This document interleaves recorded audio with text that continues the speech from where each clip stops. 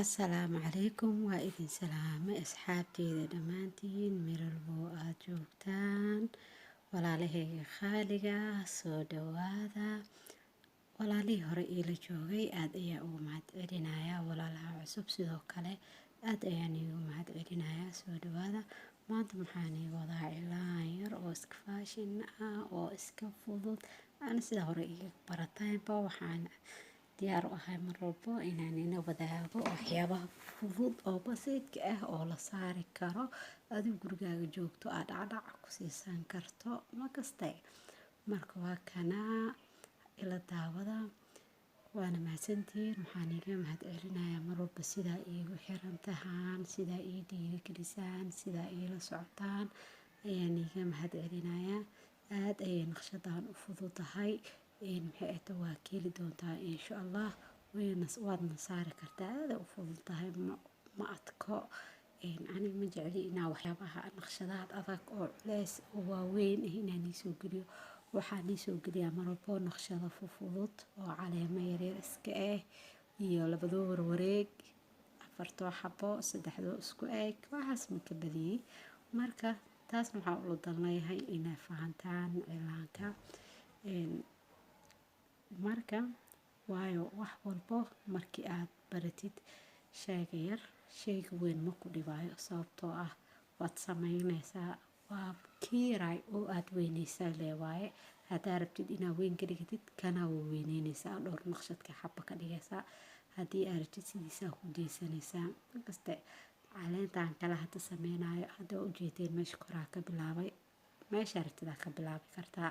waxay ku xiran tahay adiga inaad si fiican u fiirsatid markaad samaynaysid si degan leh u samaysid ay ku xiran tahay.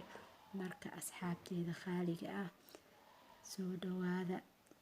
waxaan dareemayaa dad badan inay igu soo biirayaan gabdho badan oo walaalay aad ayaan igu mahadcelinayaa. asxaabtii igu soo biirtay waa mahadsantihiin.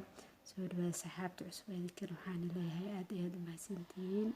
kuwii hore ila joogo sidoo kale halahan haddii aad ila soo gaartay oo aad ka heshay fiidiyowga subscribe saar, like waa free, commentigana waa ii dhiirigelin waa haddii aad ka heshay si aad fiidiyowyada aan soo geliyo aad ula socotid oo noqotid daawadaha u horeeya ee arka.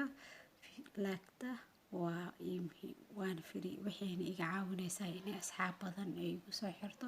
marka like saar, commentigana waa xaggaaga waana mahadsantihiin.